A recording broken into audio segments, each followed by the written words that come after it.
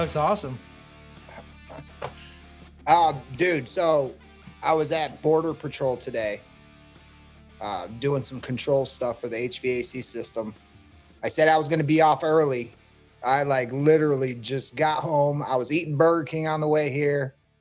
Freaking switched my shirt real quick, and yeah, here we are. Well, Can I smoke? Yeah. Are we on live?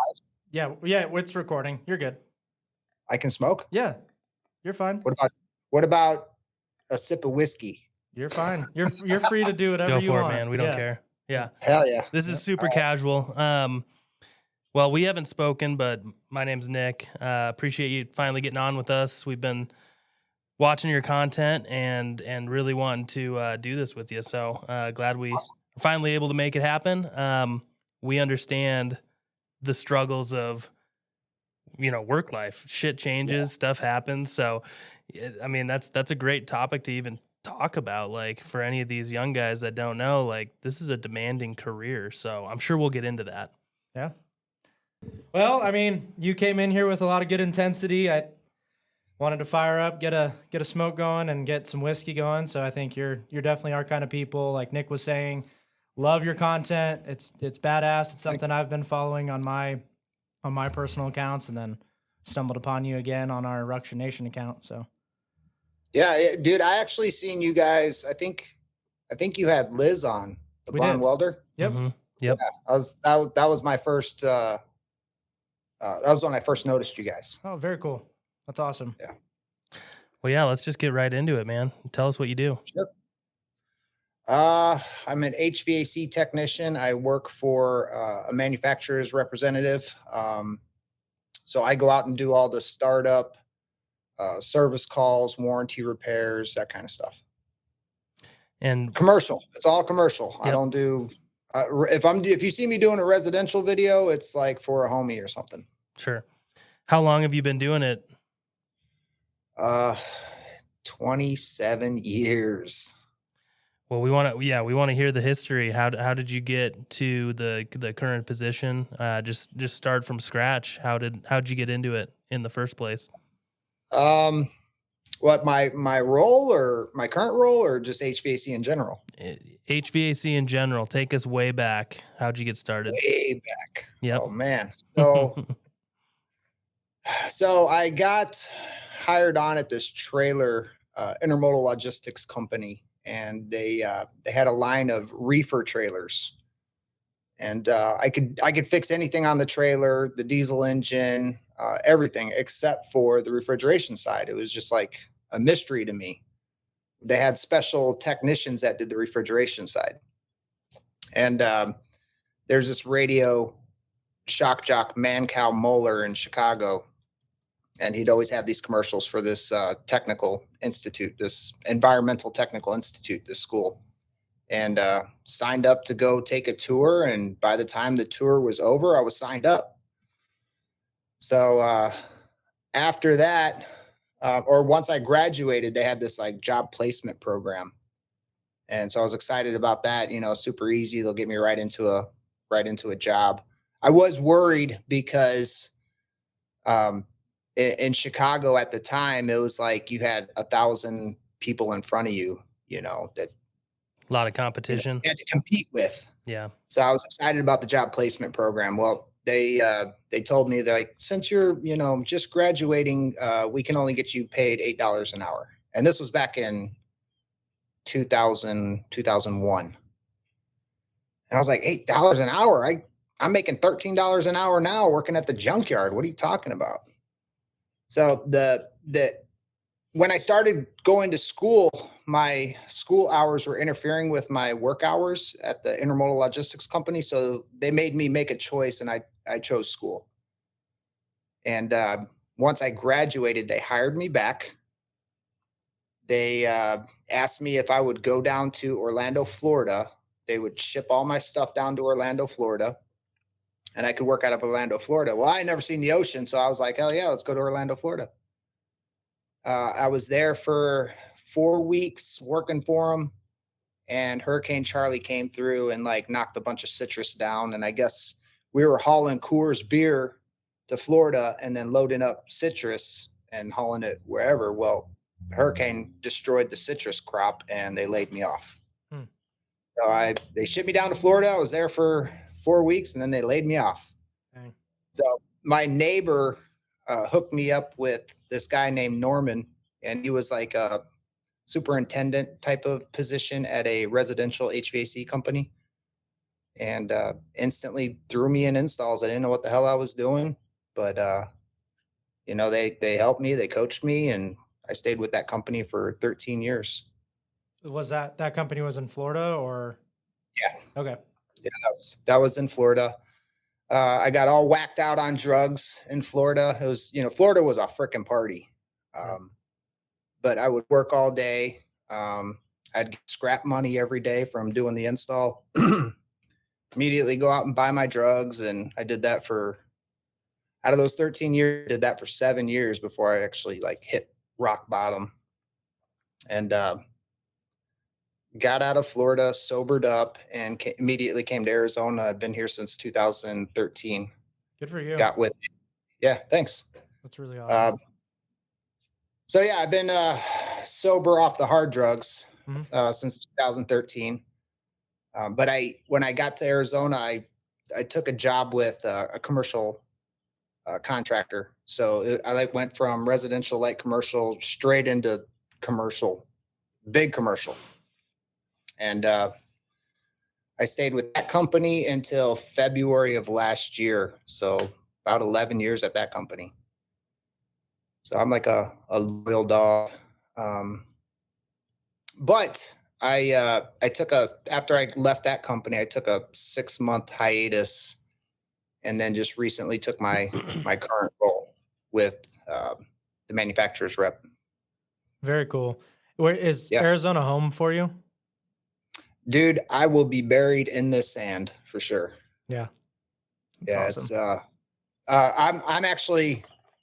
I'm 4 out of 6 siblings, and my 2 eldest siblings and my parents all came from Arizona, so I kind of got roots out here. Very cool. Are they still all out there, all you guys? No. I was born and raised in Indiana, Oh, okay. outside of Chicago, and that's kind of where they all are now. Sure. Okay. So quite the career arc. I mean, seems like you've seen a lot, obviously. Can you just walk us through just, I guess the pluses and minuses of residential versus commercial work in your mind? Like, pretend you're talking to Sure. someone that knows nothing. What would you recommend? Should people start in residential? To gain some experience? I mean, just what would your thoughts on that be? Well, they both got their pros and cons. Residential customers say, how much is it going to cost? Commercial customers say, when can you fix it? So I like the when can you fix it, because that money's just there. They got the money. But I'm really good with, I think if you have good people skills, like you could excel in residential, and you just have to be able to talk to those customers. Everybody says, oh, the residential customers are harder, and they are harder, but you have to be able to get down on their level and to be able to talk to them and break it down. And usually they're pretty understanding, my experience. But I go commercial, man. I love the big stuff. The bigger, the better. There's more money in it. I would say go commercial. If you have the opportunity to jump right into the commercial position, take it. It's a whole nother world. Residential's got attics. Commercial, I mean, there's attics in commercial, but nothing like a residential attic. I get to work in commercial, I get to work on the roof all day, beautiful views. I prefer commercial. What's the biggest thing you've done? What's your I guess what's one of the highlights of your commercial career? Since you say you like the big stuff.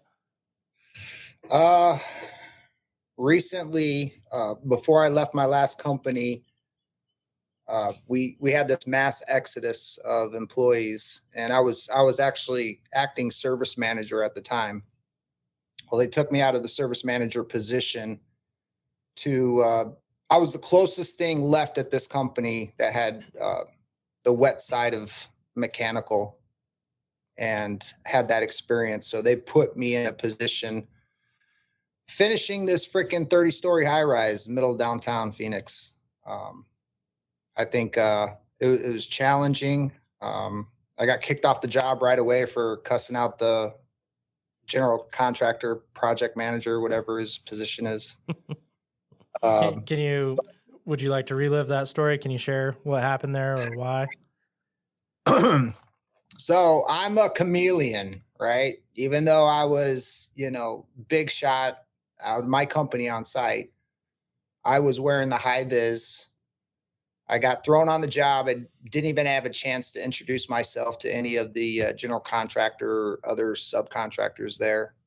So to me, I'm just a new face grunt running around the job site. Well, I get this, I got all their numbers. I got pulled into this group chat for all the, big shots on site. And I kept getting this message like, oh, we have this like safety meeting. You have to be here at this time. Well, I was just getting to the site. I was running around. I was setting guys up. I walk by the safety meeting and I'm like, oh shit, this is the meeting I'm supposed to be in. So I walk up and, I'm in my high vis, long hair. I look like a grunt. And they're talking about, immediately when I first got to the job site, the elevator girl working the elevator didn't speak any English. I didn't know, but the intercoms for the elevator didn't work. She was just periodically stopping on floors, like picking people up and taking them wherever. And it was pretty freaking dangerous, man. It was like June in Phoenix, we got triple digits. I got guys up on the 20th something floor. And so I walk into this meeting and they're talking about getting an injury. It's like a safety meeting. They're talking about getting an injury from swinging a hammer wrong. Instantly, I got irritated. I'm like, why don't you guys talk about the real shit, like this elevator that don't work? And I got 20 guys stuck up on the floor. If there's an emergency, how do we get a hold of the chick? Right. And the ego of these freaking general contractor dudes were like, you need to get back to work. And I'm like, motherfucker, I'm a senior leader. And I said it to him just like that. I'm a senior leader for my company.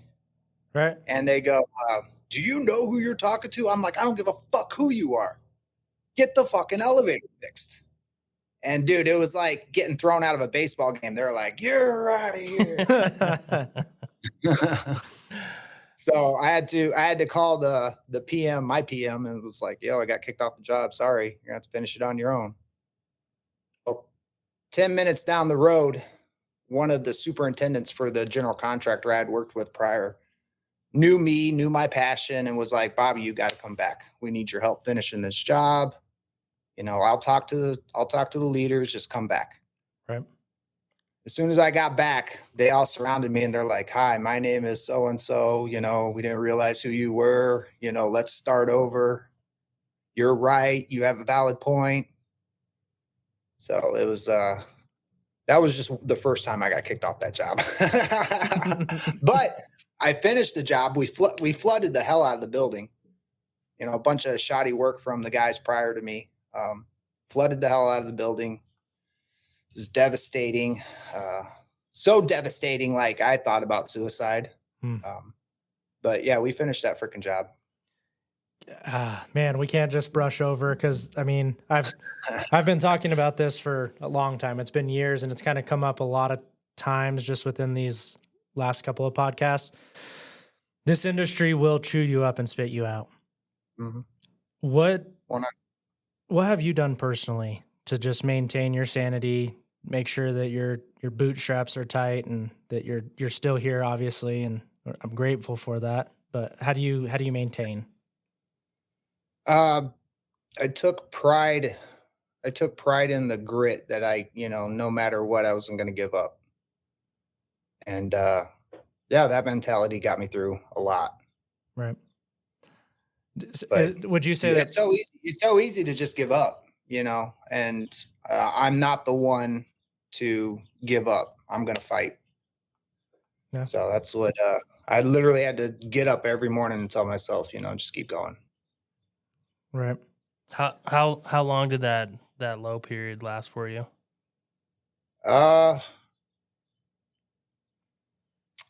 It was depressing, man. I put so much time into that company that I was with, that not until I left the company did I feel like some kind of relief. Yeah. Because it wasn't just the GC that was, hard on me. It was the company too. Yep. I went through a couple different presidents, and with my personality, I'm immediately in front of all the presidents. They all had different agendas. Mm-hmm. The last one really, he was a hard ass motherfucker from Boston. I mean, just the typical stereotypical Boston guy accent. Loved me at first, called me the legend, and then towards the end, I was just, I wasn't creating my worth, the worth that he seen or wanted me to do. He wanted me to go out and sell, and I'm a freaking mechanic, man. I don't fucking sell. Right. So instead of him utilizing my talents, he was trying to force me to do something else, and got really hard on me about my social media. And for me, my social media is like, my job pays my bills right now, but the social media has got so much potential. Like I've had so many freaking amazing opportunities come out of it. Right. And it's kind of a venting release for me too. It's just a hobby type of thing.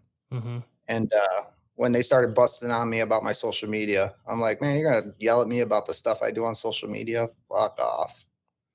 So yeah, not until I left that fucking place did I start feeling relief. I'm glad you were able to realize that and just make it happen, cut ties. Thanks. That's huge. How did you stumble upon social media? How did all that come to? I've got a lot of questions on this topic. That's a good story. So when I was service manager, I had found technicians on Facebook, and to this day, really good friends. So I realized that, by using social media, I could find talent. Everybody's got a freaking phone in their hand. So I had this mass exodus of technicians. Like I had 12 technicians. I think 6 of them left at one time in the middle of summer. So through research of, finding talent on social media, I discovered this, skilled labor gap. So I'm like, you know what? I do some pretty cool stuff. Maybe if I post videos, I can inspire kids in the next generation to freaking join. And that's why I do social media. That's awesome. Can you tell us? That's why I started it. Sure. Can you share like a couple of success stories or people that reached out that were like, Bobby, what you're doing is just badass, or I got into the trades because of you, Bobby, or anything like that? Dude, I get those messages daily. Fuck, that's so cool. That is awesome. Yeah. So cool. Yeah. What advice do you give those guys that reach out to you? What's that? Have you given anybody advice, or just has anyone come to you seeking for, what do I do here? Or how do I do this? Or all the time. I get guys asking me questions how to even get into the trade. I get guys asking me like specific technical questions. How do I get into commercial? And it's getting a lot. It's getting overwhelming because I get, like 20, 30 messages, and I'm already having 20 or 30 conversations in my head, so it's kind of tough to have those conversations after work, but I try to respond to all of them. But yeah, I give advice daily, bro. that's awesome. So do you think, in your opinion, social media is helping or hurting the trades? Oh, it's, I think, that is a double-edged sword, because there is just this massive influx of rookies coming into the trade. And that in itself is hard to deal with because you got mistakes happening out of inexperience. You know, and you can see it in my comments. Like guys will try to attack me in my comments. I'm like, bro, what are you, like fucking 12? You know, like, All right, keyboard how warrior. long have you been working in the industry? Because it doesn't seem like a very long time if you're talking this way or saying these things. Right. But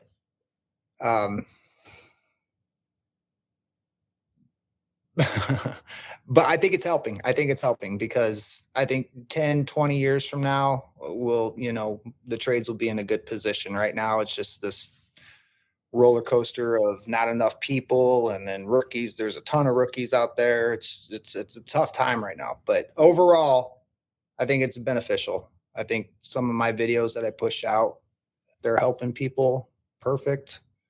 If not, whatever. You like me or hate me, whatever. But I think overall, social media it's actually exciting to see all the freaking young kids doing social media, dude. Like doing the trade stuff. It's fucking awesome. I love it. Yeah. No, I mean, your content and you do such a good job. It's hard. It's hard to post, and like your brand and what you've done for yourself is it's an inspiration, man. Like it really is. Bro, badass. What you see on social media is exactly how I am. I am not putting on some fake facade to do this stuff. It is who I am. And some people like it. I drive some people nuts, but yeah, I just love that you own it. You're in your little niche and you are inspiring some people. I do see what people tell you, like in your comments and what have you. And it's just, thanks. It's badass. It's really cool. Thanks. I have a lot of fun. I look forward to making the videos, editing the videos. It does consume a shitload of my time. Sure. So I'm trying to find that balance of, recording the video, editing the videos, pushing out the videos, and then just setting the phone down. Yeah. But just being in more of a leadership, like higher level position within HVAC. What do you look for in your guys, in your crew? What's your ideal candidate? There's going to be rookies, there's going to be experience level. What's the importance of experience level versus attitude versus hustle, all that stuff? What are you looking for? Number one is going to be dependability. If I can't depend on you, I don't care about anything else. So dependability, an open mindset, somebody that's, willing to learn, even when they know the process in and out. If they got somebody telling them how to do it, as long as they keep an open mind, listen to that person, there might be a little trick that they can learn. So I think that's important. And then positivity, man. I can't work with somebody that's just going to, complain about every little thing. That drives me absolutely nuts. And so I want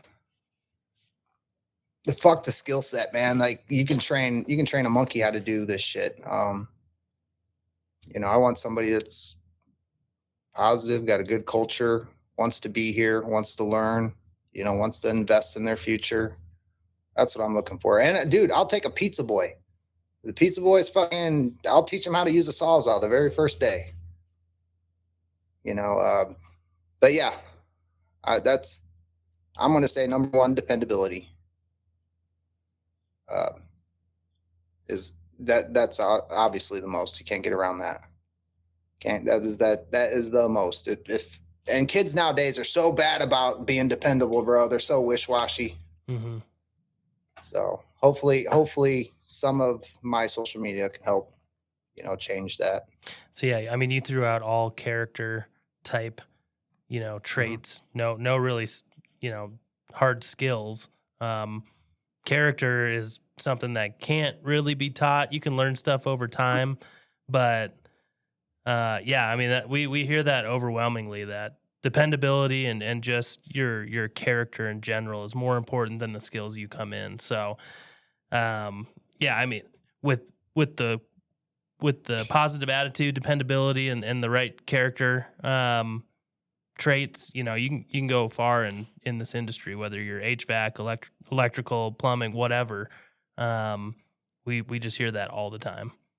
So, and I would, I notice a lot of guys are, scared to invest in the younger guys because they're just going to jump ship. Gen Z's got this like horrible stereotype that they're just not loyal. They're, entitled. And it is scary to dump your knowledge into somebody that isn't going to be there, in a month or a week or whatever.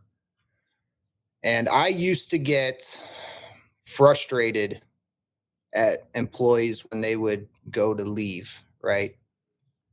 But I've matured since then. So even now, like, I don't care if I got a week, 2 weeks, a month with you, I'm still going to show you everything that I can in that amount of time. So we need to change that whole stigma as well. The whole gatekeeping thing. Oh, for sure. I was going to say it goes both ways. Companies are afraid to invest in rookies, but at the same time, they expect them to stick around for years. It kind of, everyone needs to meet in the middle, right? So we can grow the industry and, make it. That's where we're at right now. We're just doing this, we're trying to figure it out, but there's just like, it's a tough time in the industry right now. Yeah. I think it's actually a really good time if you're a freaking kid who wants to work and learn.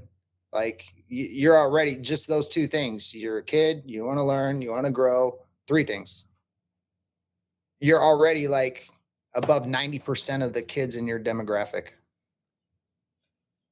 So like, it's so easy to rise to the top right now. Like when I was coming up, I had to fight like 1,000 motherfuckers, to outshine them or look better than them or whatever. Kids nowadays, they got it so freaking easy. And I know that's I shouldn't even be saying that, but you guys, if you're listening to me, you got it easy. All you got to do is just go to work. Go to work, be dependable, buy some tools. Yeah, it's good. I mean, it's good to know. We talk about this all the time. So I took the college route. And I think that's been pushed for almost 3 decades now, and it's leaving this void where college has been pushed on so many kids for so long. It's leaving this void, and it's a huge opportunity that people can jump on without a whole lot of requirements or prereqs, if you want to call it that. Dude, I was homeschooled. I stopped doing school when I was 13, and I climbed my way all the way up to service manager at a multi-million-dollar company. You don't need the education in this industry. You don't. Right. I mean, I didn't even know how to fully read and spell until spell check text messaging came out. That's awesome. I mean, that's going to resonate full-heartedly. Yeah. Well, explain service manager real quick. Just go into some detail on what that position is, just for people that do not know. It's managing personalities, managing numbers, budgeting, forecasting. There's a whole lot, and I thought I was going to come in there and be an awesome service manager. Dude, it was I probably wrecked that department for the first 2 or 3 years trying to figure it out. Yeah, managing the show is not easy. That's what Cody and I do. We're both superintendents, so we understand the struggle. It's hard. Yeah, dude, honestly, it was such a hard thing for me because I got a big heart. If I like you and your numbers suck, I'm going to try to help you and make your numbers better. For sure. I got this big heart, and in business, like, listen, you either got it or you don't. And so it's like it's cutthroat, and I just don't have the heart for it. Yeah. So I went back to the field, and I don't want anything to do with managing people. Not until my body gives out. My body gives out, then maybe I'll take a position managing people, but it's not fun for me. Yeah, and I mean, I guess a lot of people Oh, don't. kudos to you guys. If you're doing super shit, It's man, I can't even imagine all the shit you guys got to deal with on a daily basis. Herding cats, dude. Herding cats. just a couple things a day. No big deal. Good day, good days, bad days, like everybody. Yeah. Well, people don't understand that either.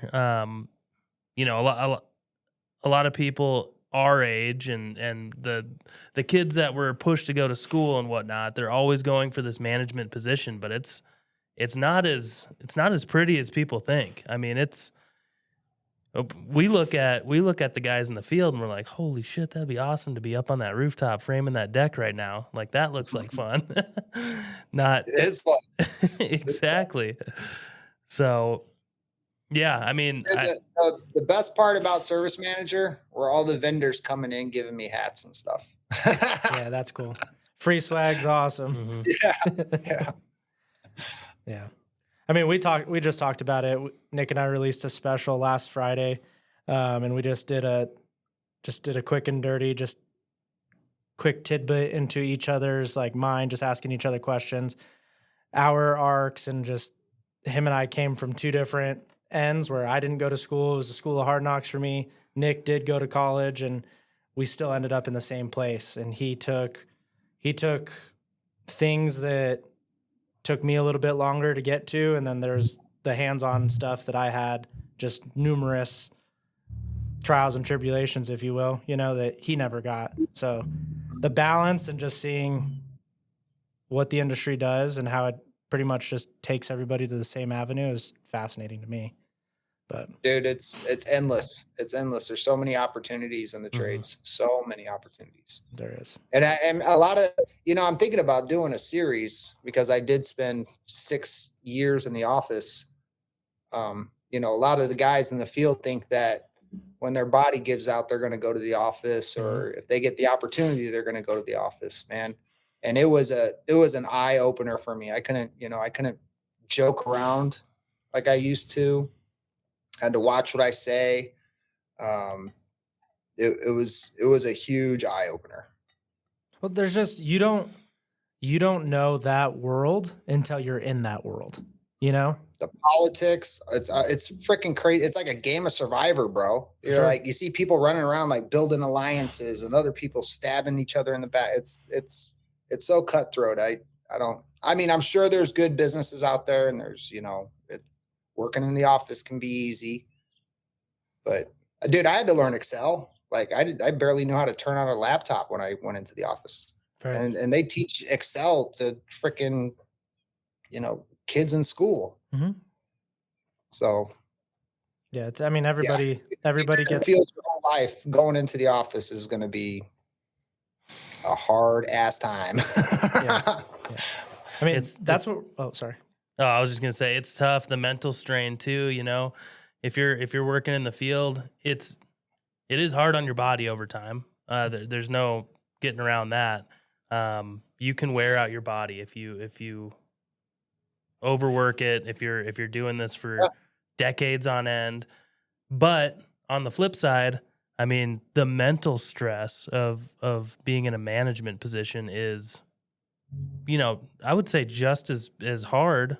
It's just you don't see it on the body. It's all in the head. Well, I started losing hair in the office and it ain't coming back. There's the physical evidence. Hey, so there's this swimming hole that I go to, almost every year here in Arizona. And it's got this like 2-story waterfall that you can jump off, but you got to swim out of the waterfall. Well, when I was working in the field, no problem. I could swim out of that waterfall. I'm a strong swimmer. Well, I was in the office for about 2 years and I went and I jumped off and I couldn't swim out, dude. I was fucking drowning because I had lost all my freaking strength sitting in that chair, bro. True story. This is making me want to hang up the superintendent thing and pick up a hammer. Jeez. Well, you get so No, go ahead. I was just gonna say, you just get so caught up like chasing something, and you lose Yeah. sight of just even the littlest things. Like you couldn't do a task or an activity that you've done for years. You, Right. you couldn't get up and swim like that. It's terrifying. I almost died, bro. It's It was like one of those things where like the water's just like going up around your mouth and you're taking that last gulp of air. You're like, damn it, this is not how I wanted to die. Not in the bingo cards. Yeah. Yeah, we were just talking about this the other day, or I think it was on the episode, but sometimes we get the opportunity to walk out on site, and we work on site in a job trailer, but every once in a while we can walk out there and you feel like a little boy again, like you're looking at this project, there's just shit going on all over the place, and it's mayhem, but it's awesome at the same time. I'm sure you get to experience that almost daily. Yeah. Oh, well, the really cool thing about my current position is mechanical engineers love the equipment Oh yeah. that my company sells, and so they put it everywhere. They're on data centers, they're on surgical centers, they're on regular multifamily high rises. They're everywhere. So I get to visit like all these awesome construction sites. It's a lot of fun. Do they fly you, or are you just local to Arizona? So we do the Southwest. We got an office in New Mexico. We got an office in Nevada. We kind of handle the Southwest region, but we're a subsidiary of a bigger company across the country. So like if one of our sister companies needs help, they'll fly us out there.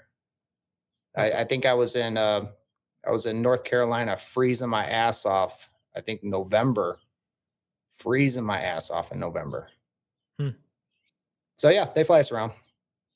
Well, I guess it would depend on what region in the world that you're in, but in your opinion, what is worse? A July without AC or a January without a heater? Dude, I'm a fucking lizard. I'm always going to choose the cold, man. Fuck the cold. Yeah. I'd rather be triple digits on the roof, sweating it out. Not for me. My lady went to school in Arizona, and we'd fly down there to go visit, one of my buddies and I, and we'd get off the plane in Arizona and be like, holy shit, where's a pool or where's the fucking AC, dude? This place is too hot. It's 105 degrees in my garage right now. Oh my god! Good thing You are a lizard. That's wild. I'm just sweating a little bit, just a little bit. Man, I flew out that same year that the wheels were melting on the runway. I was like, what kind of place is this? This is wild. Hey, it's a really good place if you're in air conditioning. For sure. yeah, no kidding. Yeah. No, we've had the hottest year we've had ever in Colorado, and it's been like mentally it's confusing, but it has been really nice to be in some nice weather. So we're getting spoiled, but it's going to be a gnarly summer for us. Yeah. I feel the same way, dude. Like we got totally robbed of spring. Mm-hmm. I mean, we went from 60 degrees during the day to we're in the 90s right now, and that was just like a week or two ago. It was raining the other day. We got robbed, and typically from my experience, when you have these like dry short winters, you have like a crazy wildfire season ahead of you. So don't mind the plane.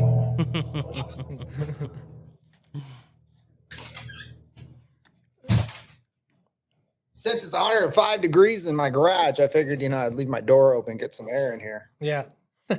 You can leave it open. Don't worry about it. So in your career, at what point did you realize that trades could actually build real wealth? Like, when did you realize, like, oh, this is worth it? Early on, man. Early on. I think maybe I was in my second or third year, and the company I was with picked up this project, changing out water source heat pump units and installing split air systems. And they were paying $700 piecework per apartment. Okay. And I was doing 3 a day. And I was doing so much. Well, I was working, 12-hour, 14-hour days. I found out that, I could hire my friends and pay them cash out of my pocket. So right away, man, I was swimming in the money. So I knew pretty early on that it was a lucrative career. Sure. Have you, have you capitalized on any side work or anything of that nature? Dude, I used to do side work like crazy. The problem with that is you get the money from the side job, but you also get the warranty calls, the service calls. And if you're working a full-time job, it's the last thing you want to do is bust your ass all day and then have to go run a service call at a pissed off customers because you installed their shit and it broke down a week later or 2 weeks later or whatever. Right. So from that, I realized that I should probably get a higher paying job, or ask for more money so I didn't have to do these side jobs. And when I moved to Arizona, like all the side jobs stopped. Mm. So you said, I think a lot of people struggle with this, or I don't know if a lot of people do, but I've had the conversation with people who struggle asking for more money. How did you approach that conversation? Well, I'm a firm believer that when you're passionate about your work, the money comes to you. Mm-hmm. It presents itself. You don't have to ask for it. And that's where I've been in Florida, or not Florida, in Arizona.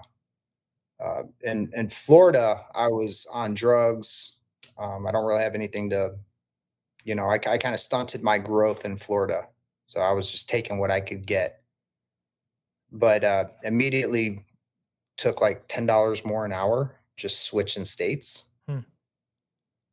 And then again, when I left that company that I was with for 11 years and got this newer position, I jumped again. So you can go to different companies and make more money, but you have to be worth what you're asking for. Because if you're not, you're the first one on the chopping block, buddy. If you even make it past your probation period. Yeah, you have to create value. You have to. Yep. I don't know. I think for me, what I always tell like those individuals or younger guys that are just money seeking, I get it. Times are hard. Shit's expensive now. And I get why the mindset is where it's at, but I just tell those guys, you need to create value and you can't be so caught up. You almost have to be a little bit indifferent and just keep grinding and it'll eventually come, Yeah. Yeah. And dude, honestly, if you love your job, like if you wake up every morning and say, oh, fuck, I got to go to work, you're going to have a hard day. Right. Mm-hmm. Me recovering from drugs, it was like getting a second lease on life. Even the hard days, even the bad times, I don't take it for granted. I'm always looking for the positive. And when you're in that mindset, like literally, I got people offering me jobs left and right. And so I can go make more money if I took this job or if I took this job. But love what you do, man. Even if you don't, tell yourself, lie to yourself. And that loyalty and that passion pays off. It shines. It gives you this aura that people can't ignore it. Yeah. So I don't know. My loyalty has paid off. I take the good with the bad. For sure. And it will pay off. Don't get yourself in a position where you're getting used and abused at a job, but which is really easy to do. You gotta be aware of that, but you get with a good company, they'll take care of you. What does that mean to be used and abused in your opinion? So let's give it a timeline. 1 year. if you're out there busting your ass, you're always saying yes, you're never turning down work, you're always there to either bail out your team or your boss or whatever. If they aren't taking care of you within 1 year, you're probably being used and abused. If you gotta speak up and say, hey, you know, this is what I've done. Let me show you what I've done. And they're not willing to give you a pay increase or something like that, then that's your sign. Sure. What But 1 year, at least give it 1 year, guys. 1 year. what are things specific to the HVAC world that individual or person could be doing to make sure that it's not a, well, do I deserve this? Do I deserve to have this conversation kind of thing? Like, what are some trackable things that these guys can go off of, if that makes sense? Trackable, huh? Well, they're always going to ask, they're always going to need somebody to work late. They're always going to need somebody to work on weekends. You know, take those opportunities. It's extra money for you, you know, and if it's just a year, if you're going that year to see where you can make it, you know, take that time. But specific for HVAC, I don't want to say this, but sales, you know, sales is definitely one way to track it. And I'm not talking about going out and selling somebody a hard start on their frickin' system. Even a brand new system, there's something that needs to be fixed. And as a technician, it's your job to either find that problem or forecast a potential problem and sell that to the customer. And those numbers, they add up, man.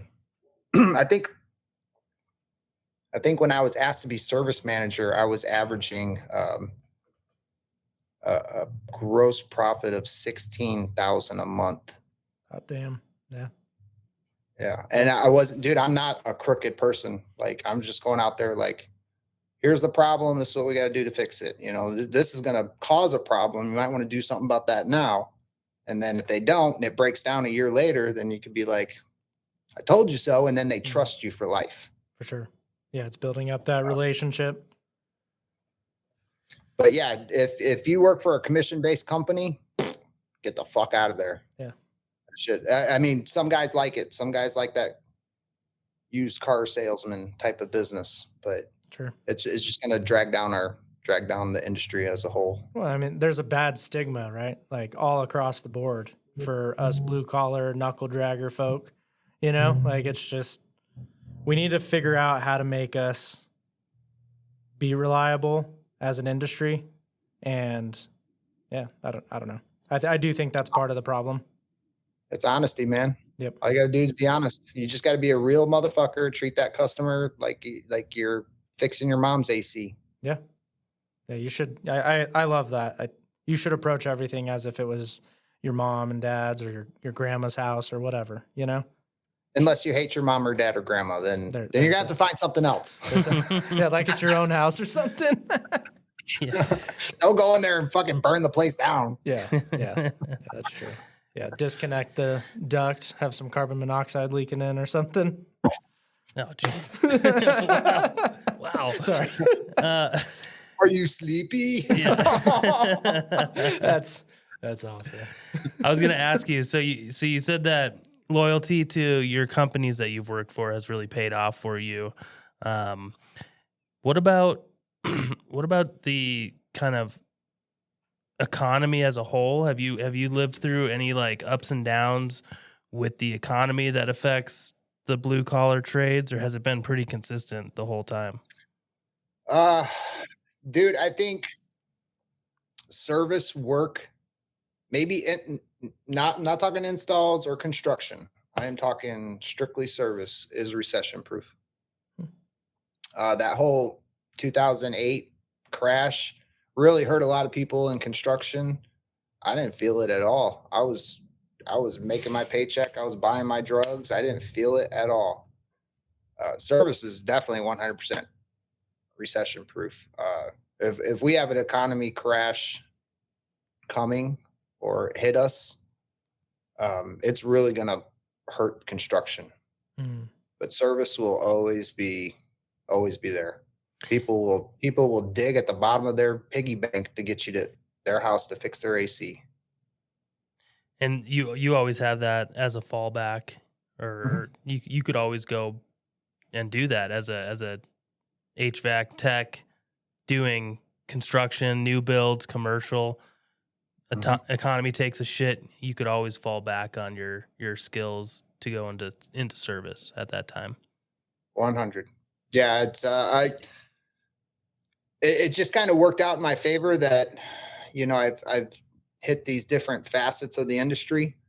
But if you diversify, like it's hard for guys in unions because they're just stuck in their role. But you know, if you're an installer, you should be doing everything you can to learn and take that next step into service. You know, and even I don't know. I don't know if there's help for the guys in the unions. They're just going to get benched if we get an economy crash. But yeah, diversify. You know, learn controls, learn chillers. You know, there's just so many different areas that you could become an expert in. And then that way, if something happens to that side of the industry, you got this side. What's your jam? What's your preference? What do you like to do? 27 years, dude. And I love just fixing stuff and doing repairs.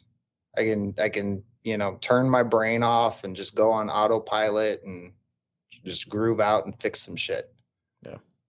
Give me a compressor. I don't care how big it is. I'll go out there and do it and have fun doing it.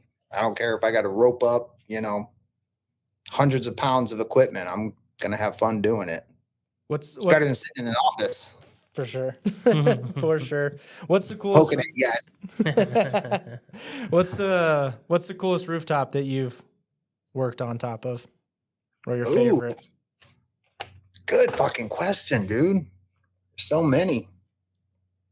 I love the downtown skyline. Probably that most recent 30 story that I did. You know, it was downtown. I could see the stadium. I could see all the buildings. And it's 30 stories is actually pretty high here in Phoenix. So, you know, I'm looking down at some of the high rises. Yeah, that's a monster of a job. Yeah, that's a monster. Yeah, dude, the getting there early before the sun rises, and then just watching the sunrise, and that's cool. Even staying late and watching the sunset. It's how often did you take the stairs? I love the city. What's that? How often did you take the stairs all the way up? Ooh, dude. I got videos of that shit. Oof. I had people challenging me in social media, so I was doing it for fun. Well, I'll tell you what, when we had that flood, I've taken the stairs a lot. It's totally doable. It's not bad. It's, you know, can get painful, but it's not bad. But when I had that flood, I showed up to the job site at 4:30 in the morning on a Saturday, dude. And I was the first one on site. I had my speech lined out that I was going to give my crew before we started work, you know, safety talk. I had it all in my head. I was literally whistling walking up to that building. And I opened the stairwell door to a waterfall. And I'm like, oh God, please be the fucking sprinkler guys. Please be the plumbers. Well, I ran up the stairs. And I figured once I stopped getting rained on in the stairs, like the flood was going to be on that floor. Well, I made it to the 13th floor. I ran up 13 waterfalls, 13 flights of waterfalls. Made it to the 13th floor. It was a finished floor, so they had all the apartments locked, so I couldn't even get in the room. But you would think a stairwell on either end of a floor, there wouldn't be a foot of water on that floor, but there was a foot of fucking water in that hallway. Unreal. And I couldn't get in the apartment. And I realized, you know, it finally dawned on me, like the shutoffs all the way on the roof. And what am I going to do? Put my finger over the fucking hole? So I ran up. Well, actually, when I was on the 13th floor, 2 Mexican guys are like walking up to me. They're like, what's going on? What's going on? I'm like, get me to the roof now. I got to get to the roof and speak a lick of English. I don't even know how they got to the floor. They must have ran up the stairs like I did. But once I got the blank stare from them, I was like, fuck it. I bailed and ran up the rest of the fucking flights. And I got to the roof, shut off the water, literally collapsed. My adrenaline was going so hot. My adrenaline was going that I just vomited. And then I cried. You knew at that moment it was you guys? Every floor below that 13th floor was finished, punched, finished. So I got 2 questions. Number 1, what was producing that much water? What was the problem? So it was a condenser loop. So the towers were on the roof. The heat exchangers were on the roof. The loop was just below the roof. So I think they were like 10-inch pipes, 12-inch pipes, dropped down to the 29th floor and then made a big circle around the outer edge of the building. And then from there, all the different risers dropped off that loop. So not only did you have the 100 PSI that loop maintains, but you had all the head pressure from all that water. Mm-hmm. So dude, it like when I shut off the water, I finally made my way down to 13, opened that door. It was a 3/4 pipe that blew. It blew a hole through 2 walls. I mean, it's just drywall, but like the stream of water that was coming out of there was just like full force. It had to be 100+ PSI. And it was just a bad connection in the unit? Yeah, it was a bad solder joint. It was the risers came down and then they teed off, and those little stub outs is where we tied our units to. And the stub out just blew in the middle of the night sometime. Nobody was there. Shit. So, I mean, good Lord. 10,000, 20,000 gallons, easy. My second question, did you have to make the phone call then to the GC or how did all that go down? Oh, so even though I was the first person there, the GC, I might have got there 30 minutes early, but sometimes they're there early too. But yeah, they were all pouring in, dude. Like the company is Clayco, and they're just a monster out here. So they had like every Clayco representative from around freaking Phoenix was on site with a squeegee and a broom. They come pouring in. I called my president, and literally his words were, "I'm sorry, Bobby, you got to deal with this, but you got to handle it." I was like, all right, everybody grab a broom. Where are the shop vacs? What do we do? Yeah, no kidding. Because I had never experienced that much water before in my life. Yeah, we've had our fair share of leaks. Nothing to that extent, but they are truly devastating when you have a water leak in a high rise, mid rise, any sort of building. If you have a water leak up high, it's destroying a lot of shit. Yeah. So I think, dude, every trade on there fucking hated me, bro. They all fucking hated me. Yeah, that's a tough position to be in. I flooded out a couple of other apartments leading up to that one, and all from the same thing, just shitty joints. So, the floor guys hated me. The freaking cabinet guys hated me. The fireproofing guys, they were on my side. I think they were our sub, but they were all really cool. But, deep down inside, they're like, fuck this motherfucker.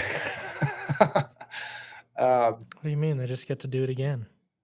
Yeah. Yeah. I think I didn't really see the actual numbers, but I heard like $6 million in damages. Yeah, it's gut wrenching. Dude,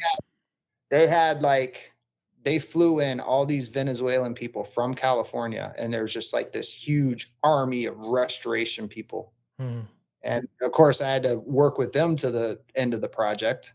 Yep. But dude, as soon as those motherfuckers, and I'm not racist or anything, I'm not trying to be like that, but as soon as we had like the 50 extra people on site, it was more than that. It had been like 100. Like my tools started missing. You know, we just have like all this like influx of Just commotion. extra people. Like literally set down my tape measure and 2 minutes later it's freaking gone. So like that was fun to deal with. And then getting stuck, you know, waiting on the elevator because all these motherfuckers are in the building now.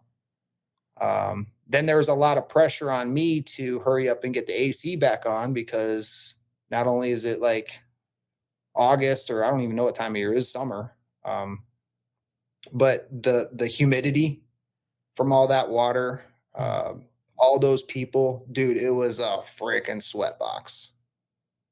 Yeah, it's It was a gnarly. tough time. How did you mentally bounce back from that? We say this all the time, you know, we're hand building this stuff out here. It's not, you know, some of the components are manufactured, but it's all hand built by humans, and mistakes happen.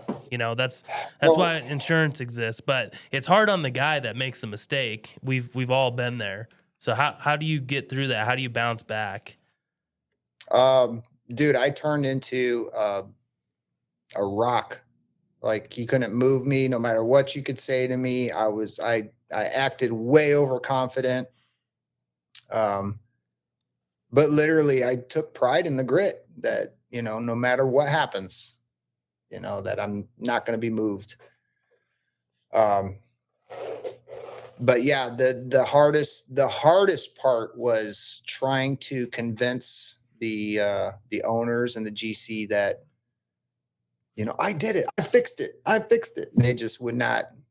They're like, oh, what about this? Or what about this? Or what about this? You know, and that was probably the hardest part, is just jumping through the hurdles to regain that trust. And I don't know, it hasn't flooded yet. It's been, you know, over a year.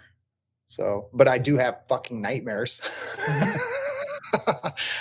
But listen, afterwards, I couldn't sleep. I didn't want to turn the water back on. They wouldn't allow me to turn the water back on. So I developed a plan to literally go, I think it was steel riser all the way down to, I think, the 22nd floor, and then copper beyond, or from the 22nd floor down, it was copper. And that's where I was having the issues, was with the copper. So I went all the way up, each riser, inspecting all the joints. And I mean, we fixed like 50% of them. But after that, I was like, you know, we're good. I went through and fixed them all. And then they're like, well, what about pressurizing the system? And that was a whole nother issue in itself, because we had to take the operating pressure and calculate. I don't even know what it is, because I'm barely a freaking waterside piper. But the president was an engineer, had an engineering degree. So he did these calculations. This is what our test pressure has got to be. You know, industry standard is it holds that for an hour, and then we drop it down to operating pressure for 24 hours. Well, this is a huge freaking 30-story building, 10-inch pipes. And, you know, it's just like, I think it was 5,000 cubic feet of volume.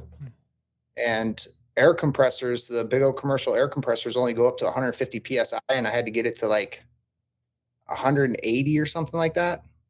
So I got it up to 150 PSI with a air compressor. And then I had to rent a nitrogen doer and then fill the rest of that thing up with nitrogen, which took hours, dude. I was there all night filling it with topping it off with nitrogen.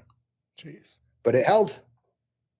Got it signed off on, filled it back up with water, turned the AC on, and that was that. No more leaks after that. What an experience. Oh, dude, it was definitely one of those moments in my life that was like forever changed me. Like I'm still, when I hear water running, waterfall or anything like that, it's like PTSD. For sure.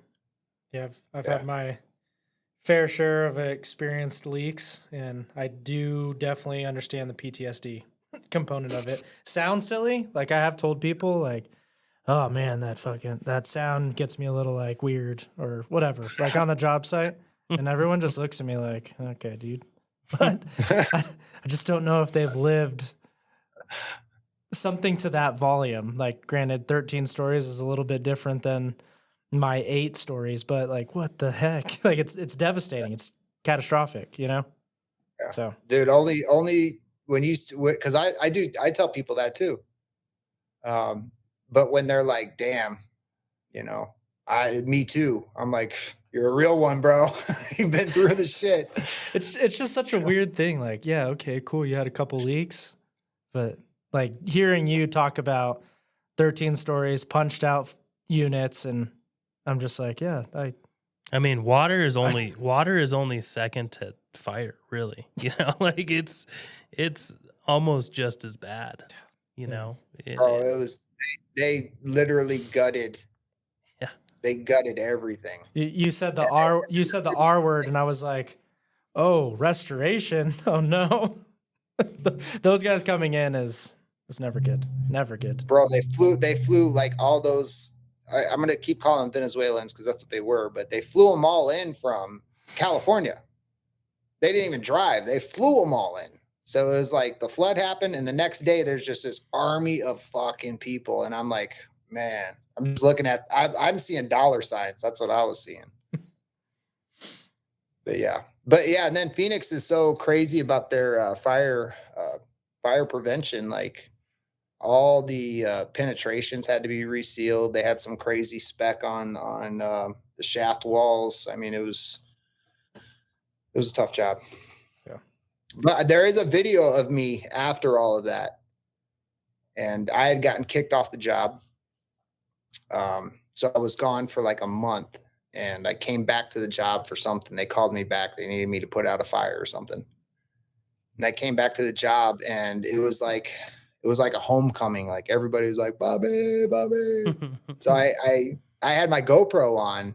So I literally got to record like 20, 30 people just walking up to me like, Bobby's back, Bobby, trouble's here. And so I made that video, just a quick, clip of everybody, congratulating me back. And That's funny. yeah, it felt pretty good. Even though they hated me at the time, they all probably still remember me to this day. Yeah. That's crazy. Where did blue collar code come from? Like, how'd you come up with that?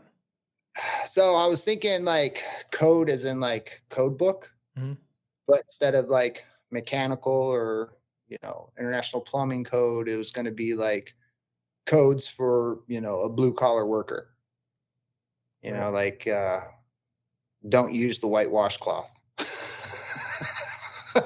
I don't know if your guys' girls buy the white washcloth, but don't ever fucking use them. They're a fucking trap. They'll never be white again if you use them. You get that. So I was thinking codes like that, or like if you borrow somebody's tool, you better return it in better condition than when you received it. Right. Stuff like that. Because I felt this need to pass on, the stuff that the older guys taught me, because I ain't gonna be here for much longer. I'm considered one of the old guys now. So I felt that need to pass that stuff on. It never really took off. So, but I kept the name.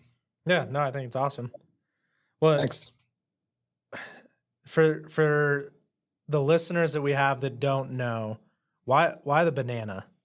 I know because I've been following you for a minute, but why the banana? Dude, I fucking hate bananas. Okay, so I got to force myself to eat bananas because I can't stand the texture. But working in the heat since 2001 in Florida and then now Arizona, like if you're not like getting potassium and salt back into your system, I mean, you're like your hands are cramping. So I eat bananas religiously to fight the cramping, right? But because I do social media, I'm on TikTok, I notice like the reoccurring videos of creators just imitating other creators.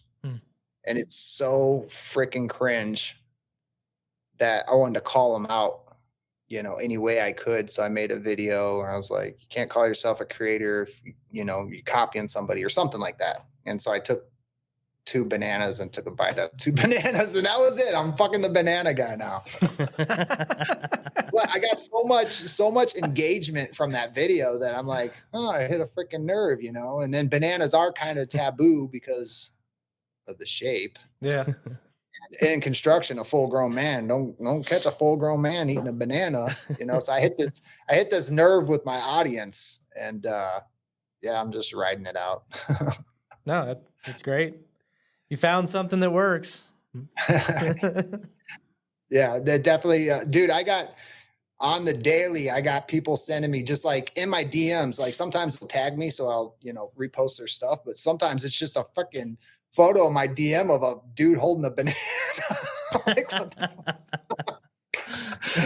Man, I used to think it was annoying, but now I fucking love it. Oh yeah, that's great. That's yeah, awesome. I whatever. should just make a montage video of all the freaking banana photos I got in my DMs. It'd be hilarious. You could do one of those like Hawaiian shirts. You get people's face, and your favorite messages is just them holding a banana. Yeah. And then it's just like open this whole like I'm constantly looking for banana quotes or thinking of banana quotes, so I'm like writing them down in my notepad so I don't forget them. But yeah, Do you want to test trial one right now? One that you've been working on? I know I put stay you on the right, don't slip.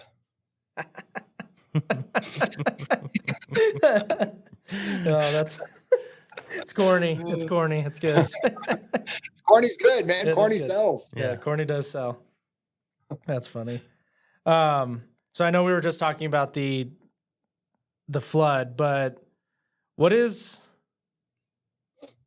your most proud moment this far in your career? In the 27 years that you've been doing this, what's your most proud moment? So when I was service manager, I did a lot of hiring and firing and, met some really fucking good guys. And some of those guys are, they're in management roles now and they're reaching out to me for advice. Which makes me feel pretty fucking good. But it's more so, seeing that flower bloom, the time I spent coaching those guys and then to see where they are now, it feels pretty freaking good. Yeah, that's cool. So yeah, I would say, just sharing what my knowledge and dumping it into somebody who actually is going to use it. I can't really describe it. It maybe I don't have kids, I don't plan on having kids, but I guess I'd compare that to, a father being proud of his son, finally making it or something, it feels pretty amazing. So, and you know who you are. You guys out there probably watching me know exactly what I'm talking about. That's awesome. If you were to go back and talk to yourself at the start of your career, what would you tell yourself? Save your money. Yeah. I'm 46 this year and I've spent so much money, wasted it, whether it was on drugs or toys or whatever, girls, that's fine. Do all that, but set some aside and don't fucking touch it. And I'm not talking invest it in 401k and all that other bullshit. I'm just talking like a savings, put your money away. Mm-hmm. Yeah, and if you can budget, if you can learn how to budget at an early age or, cause I don't see kids budgeting their money. Like you mentioned budget and they don't even know what the hell you're talking about. But if you have the ability to learn and budget your money, frickin' do it while you're young. Cause the money is coming in hand over fist. And if you don't have some way to track it, you're going to spend it all. You're going to have a good fucking time, but you're going to be, struggling like me at 46, trying to build your coffers again. Yeah. I mean, would you I mean, obviously, the life has a funny way of taking people places, but you probably have so many good memories though. Just being able to live in the moment. There's got to Yeah. be something that's said to that, you know. Yeah. I question, you know, I think about it all the time, if I could go back, would I tell myself not to do drugs or tell myself not to, sleep with that girl or whatever? And I wouldn't change it, bro. Yeah. I wouldn't change it because honestly, I am who I am today because of my experiences. And I'm not going to tell if I see a kid fucking with drugs, yeah, I might say something. Mm-hmm. But if I see a kid, out there about to wreck his car and flip it and having a good time, I'm gonna be like, do it, bro. It's all you. Have fun. You might walk out of there with a limp or a black eye or whatever, but you'll appreciate the next car. Yeah, for sure. You won't do it again. For sure. So when it comes to giving life advice, I'm going to be real selective, and I think that number one is save your money. Yeah. Go out there, have fun, live in the moment. Tomorrow's not promised today. Mm-hmm. Enjoy yourself.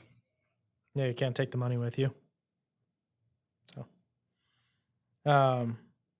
I've been meaning to ask this. If you were in charge of fixing the skilled labor shortage in America, what would you do?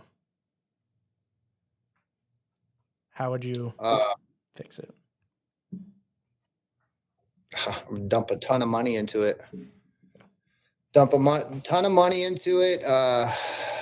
Start kids when they're young, even pre-high school, shop class, get kids interested in working with their hands. If you're a kid that loved Legos, you're going to be either an engineer or, a blue collar worker or construction worker. You're the prime candidate for it. It's got to start when they're young. So I would invest a ton of money into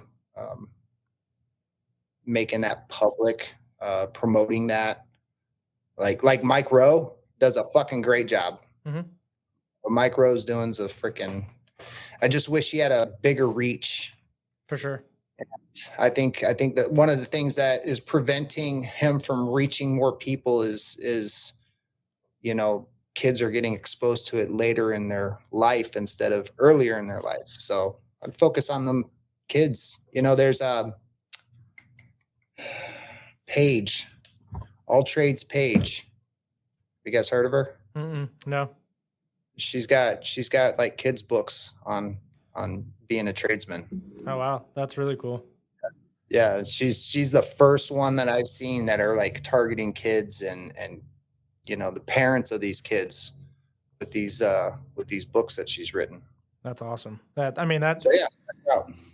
right in line with the mission at Ruction Nation. I know that personally, the boots on the ground here in Colorado, I've gone out to high schools and I've just talked to the kids, told them what trades have done for me.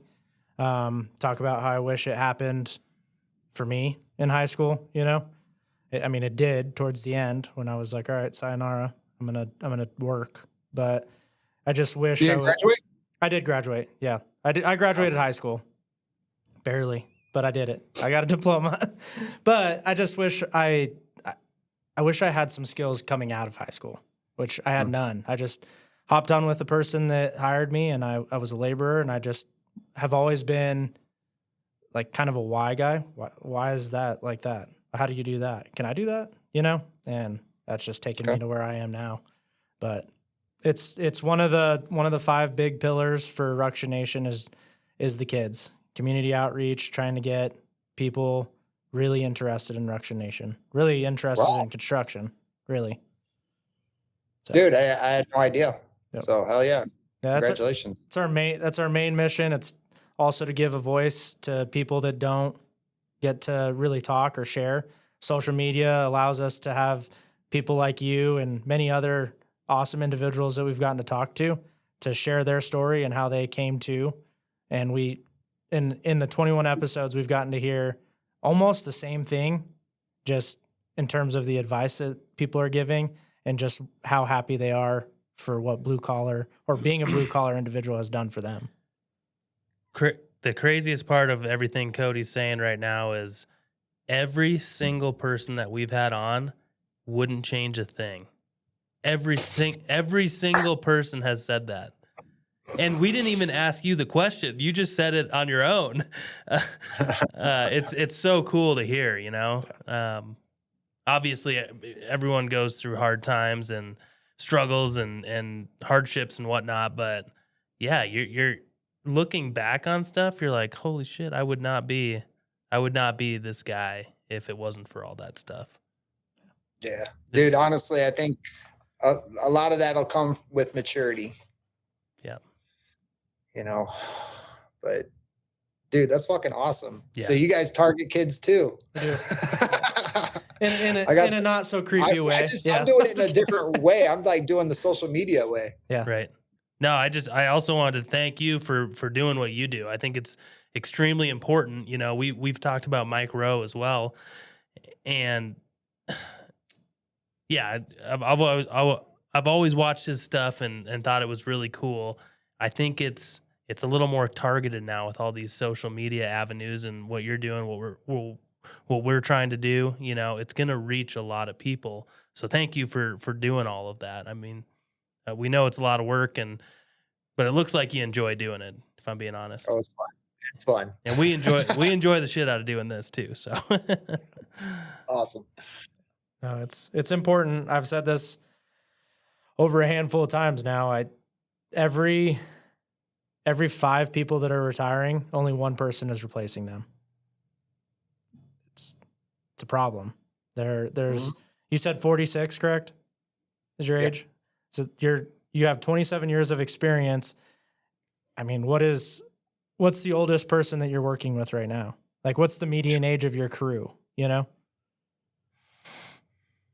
Yeah. Me? We just have a massive generational gap, you know? There's guys that are elevating because they've been in the trades for so long, or they're retiring because it's just the path to progression. And then we've got a bunch of younger guys that no one really taught, because there's not a lot of 20, 30-year-olds that are grabbing the 18-year-old like, hey, bro, this is how I did it when I was 18. You know? Like, show them the money. For sure. Yeah. Money does show talk. them the money. Money does talk. It does. It does. Actually, I can't say me. There's guys on my team that are, 55. Right. So, but yeah, it's scary, dude. And honestly, when I started doing all that research and finding out about it, I was like, this is fucking terrifying, because I got 20, 30 years left in this trade, and what am I going to be doing it by myself? I started, panicking, and honestly, that's what got my ass rolling on social media. I just started posting one day. I'm like, today's going to be the day. Post it here, post it here, post it here. I think like my 4th or 5th post hit 1 million in a week. And I was like, oh shit, people really do want to see this stuff. Right. Do you remember what you were saying in that first or that 5th post? Yep. What was it? It was my first viral video was me running up and down a flight of stairs, 11-story building I was working on. And I time lapsed it, but I got all the way up to the 11th story to fill this hole that was cored months ago, and nobody had caught it, but it was in the center of the freaking suite on the top of the Caesars Republic Hotel, downtown Scottsdale. And the floor guy's like, what the hell's this hole? I can't do the floor with this hole there. So I had went out there to fill the hole with concrete. Dude, and the job's almost done. They're working on the last floor, so it's rush hour in that building. And took me forever to get my stuff up onto the 11th floor, waiting on the elevator. And walked up to the hole, started unloading my cart, and I realized that I brought everything up except for a bucket to mix the concrete.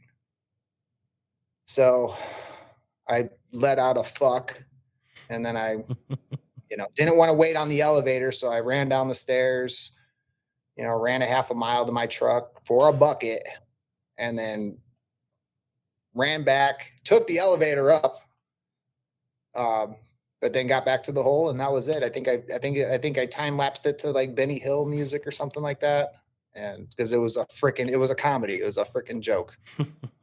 But yeah, that video took off, and it shocked me. I'm like, people were commenting like, no way would I go up and down those stairs. I'm like, man, this is only 11 story. Like, I'm working on a 30 story down the street. What are you talking about?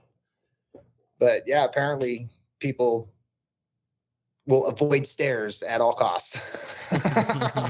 We're just a sick society. We love watching people struggle. Yeah. Yeah, that's another thing. Some of my best videos, or not best performing videos, are usually my fuck ups. Yeah. And so I realized right away that the more perfect I try to be, the more fake it is, you know, so to show people the real shit. Yeah. Yeah. Just be raw, unapologetic. Just be you, you know? I've taken a beating in the comments. I used to get offended by the comments. Now I just use it as an opportunity to troll the trolls and boost my engagement and have a little fun with it.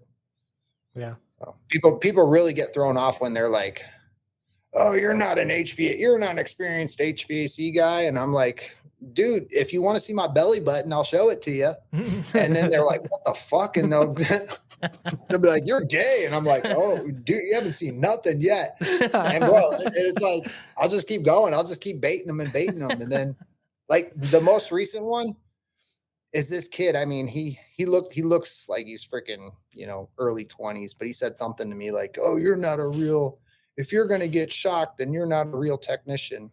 And I'm like, I go, "Dude, what are you, like fucking 12? I've been freaking shocked more times than years you've been alive." And like, you know how many people that baited? Like, there's like 100 people and they're like, "Oh, that's not a flex. Do you think that's a flex? Ha ha ha, you're an idiot." And I'm like, catching them, bro. That's So yeah, awesome. I do have a lot of fun in my comments, but Good. I've taken a beating showing that real shit. Yeah. Yeah. It's tough. Well, especially when you like, this is going to sound a little sensitive, but you like put yourself out there, you're being honest, and then someone says some sideways comment and you're like, "Oh, shit," you know, like that was me. Come on. Like, bro, I don't know why you're so upset. I like banged your mom all night last night. You know, she should be going easy on you right now. Out of your mom's basement. That's awesome. Yeah, the mom jokes, that's my go-to. It's so immature. So immature, but it's so funny. Yeah. Yeah. So what does Bobby do on his off time? Obviously, it's not all work. It's not all social media. What are some hobbies that you have that keep you sane?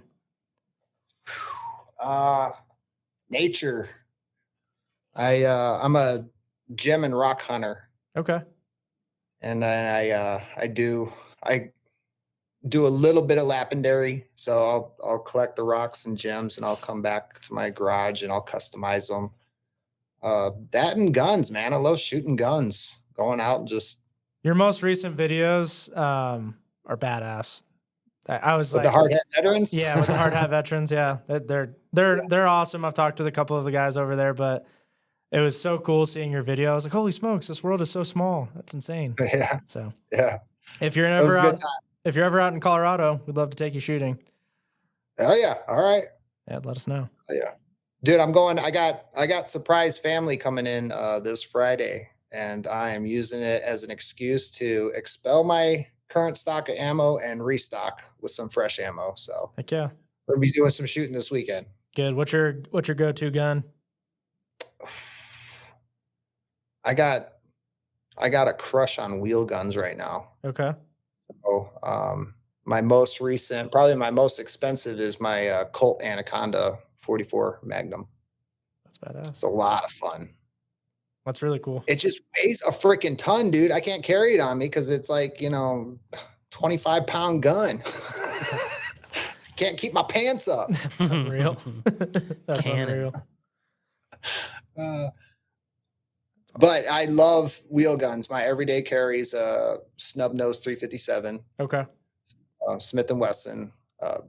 think it's called a featherlight model. Um, and that thing hurts, man.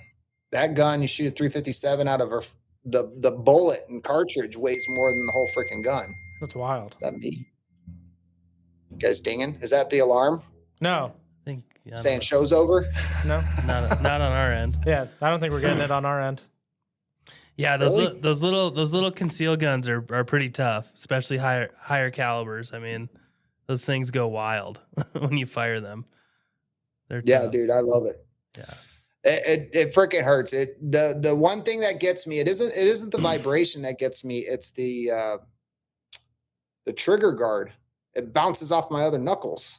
And so I'll shoot it one time and it'll bounce off this knuckle and it'll bruise the shit out of me. And then I'm, feeling it. So it also shoots 38. So I can practice with the 38s, but that 357 explosion in your hand, man, there's nothing like it. That's awesome. I've never personally shot one of those, but I'll have to put it on my list of shit to shoot. Well, so if it's a heavy gun, you don't have nothing to worry about. If it's a light gun, then it's gonna hurt. Yeah. Like my Anaconda, that 44 is a huge bullet. But the gun's so heavy, it feels so natural to shoot. There's like nothing to it. sure. Yeah, my everyday carry is a Springfield XCS, which I love. Right before the Hellcat was released, but I love that little mini compact. It's badass. It's lightweight, shoots well. Awesome. It's one of my favorites. What caliber did you say? It's a 9. Oh, okay. Yeah. Love that thing. So nature, shooting, some rock Gems. hunting. Gems, yeah. Dude, I got everything except for a rough natural diamond. Wow. But Where do you pretty even much find got one of every those? major birthstone, all the major gems. 90% of the rocks that I hunt are here in Arizona.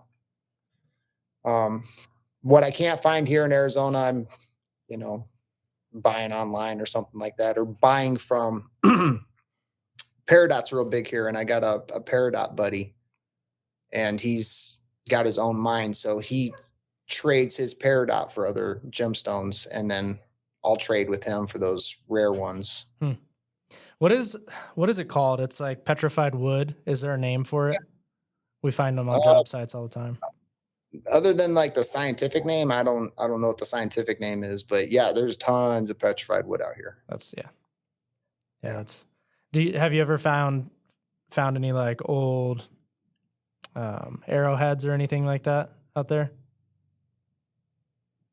No. Yeah. Maybe not. Well, yeah, I do see them all the time. And I used to be it's super illegal to, take them and keep them. And, I ain't gonna lie. When I first moved here to Arizona, I was like finding arrowheads. I'm taking that bitch home. I did not know it was illegal. Yeah. Yeah. It's the only time it's not illegal is on private land with permission from the owner. Interesting. Okay. But I've always been like Indiana Jones, archaeology. I've always loved it. And, I treasure this stuff. And it's just recently been hitting me like, not recently, I'd say for the past couple of years that when I find that stuff, I don't want to rip that page out of the history book and shove it in my pocket for only me to read. For sure. I do want to rescue it so it doesn't get destroyed out there.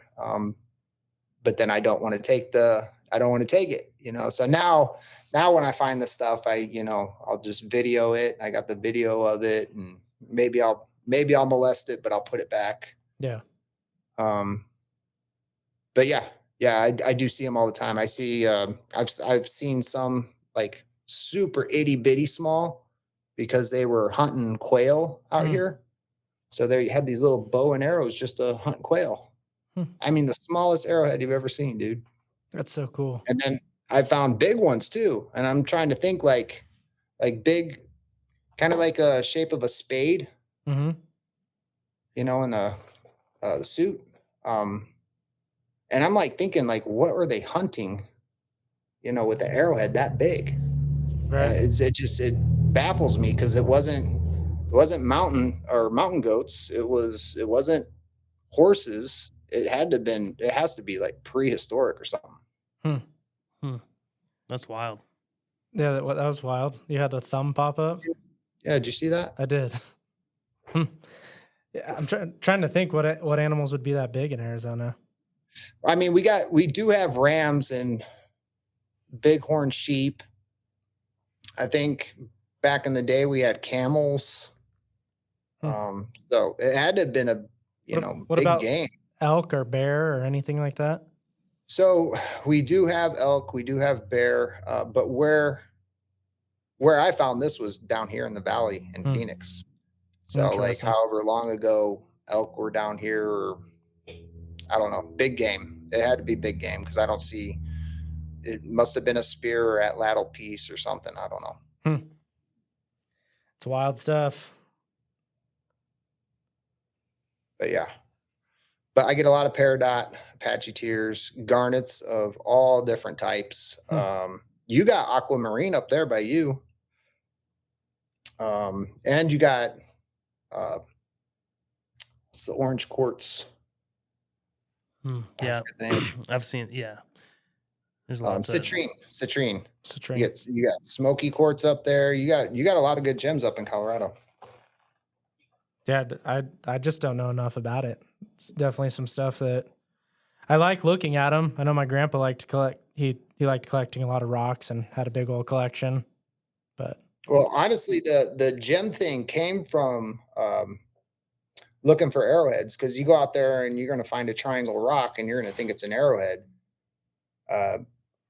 Then I started researching what types of rocks they were using to make arrowheads, which was like flints or cherts or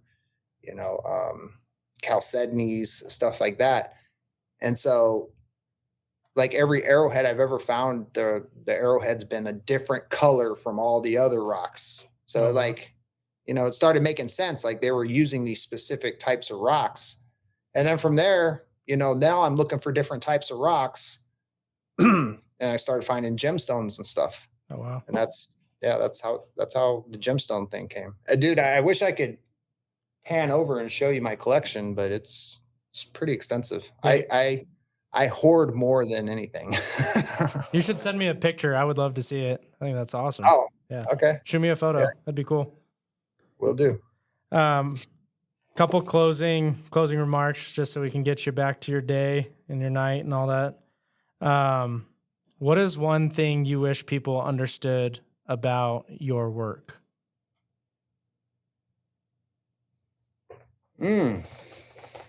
People in general or other trades? Let's do both.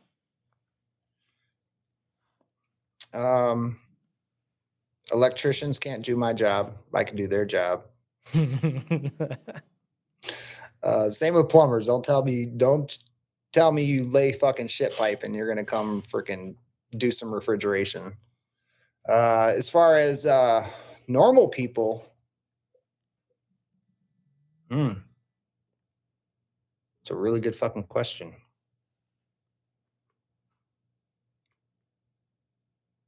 Dude, I don't know.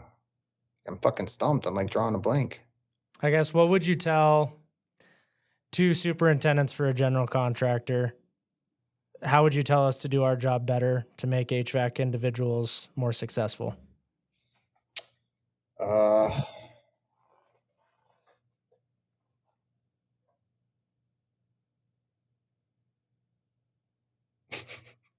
I don't know. Don't hold back. You guys push that fucking schedule so fucking hard. Yeah.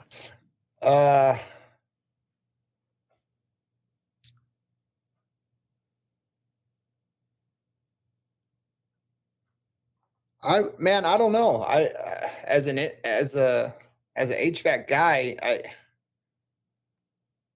I'm more leaning towards, certain individuals, like if you see a guy out there like busting ass, cut him some slack, even though you guys got a job to do, and give the HVAC guy a little grace, I guess, because it is a freaking hard job.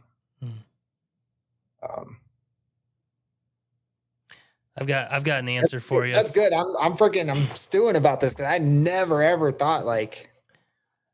I've got an Never answer for you for the general public. HVAC guys are necessary. You know, they're 100% necessary. So thank your HVAC guy if you don't want to be sweating your ass off in the summer and freezing in the winter. So it's much more complicated than people really know. You know, it's to you it's simple. To others, it's complex. You know, especially building a new build or fixing something that's fucked up. It's not easy. It's not straightforward. It's good. Yeah. You can't get YouTube certified. Change it. You can't fix it by just changing a capacitor sometimes. Just do the dollar bill trick everywhere, and hopefully your furnace will work. Start rubbing everything. That's worked for me a lot, actually. It's worked for me as well. Oh, it's good.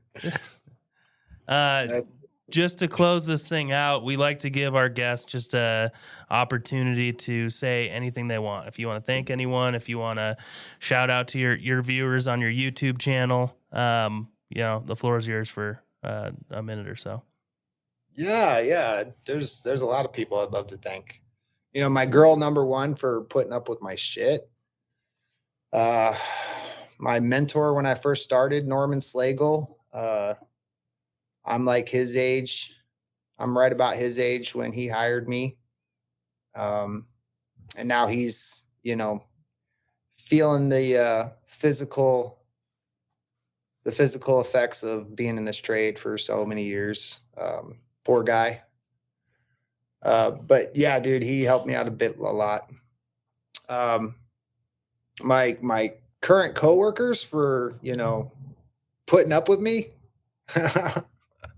Those sorry electricians that I had to embarrass, you know, even though I covered up their faces. They heard I was coming to the job the other day and they fucking split. But yeah, I'm almost at 96,000 followers on Instagram. I'm like 20,000 on TikTok and like 46,000 on Facebook. And I've never thanked my audience. So, you know, I figured I'd hold out till I hit 100K on Instagram and then I would do a big post, even though they could care less. But yeah, dude, like thanks to my following, you know, I feel like I really found my people. That's so cool. That's awesome. And thanks to you guys. Thanks to you guys for giving me a voice and your time. It's been fun. And that's touching, especially for someone I've really enjoyed watching. So it's really cool. Really cool to hear. Oh yeah. Dude, I love when people give me that compliment. I love it. So it feels so good, so fulfilling. I can't describe it. But literally I do it, you know, to inspire people, but when I get those kind of compliments, it feels really fucking good. It's not an ego thing at all. It just feels good to find my people. Yeah, it does. It feels good to belong, you know? And that's, yeah. You definitely belong here in the Little Ruction Nation family. So keep doing what you're doing. I got some more banana fam. Yep. some more banana fam. I won't hate you guys if you send me photos of your bananas every morning. Not your real bananas, but you're like, you know, your breakfast. That's awesome. Well, thank you so much for your time. I am so glad we got to connect, and I am serious. If you're close to Colorado or coming through Colorado, please do let us know. Love to go shooting. Sure. Love to hang out. If I'm ever in Arizona or Nick's in Arizona, we'll definitely hit you up. So, dude, I'll take you for the tour. Hell yeah, that'd be awesome. Appreciate it, Bobby. It was great meeting you. Yeah, thank you. Thank you, Nick. Yep. See ya. Hey, actually, thank you guys for hanging in there and dealing with my bullshit. It wasn't me. It was like they were putting me to fucking work. I'm like getting home early every freaking day, and then you guys want to do a show, and then they're working me late. So I apologize. Thanks for putting up with that. Yeah, no problem. Awesome.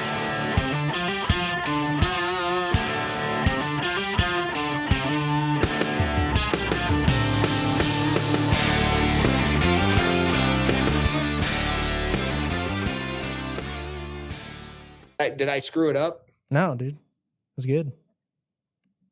You guys almost made me fucking cry.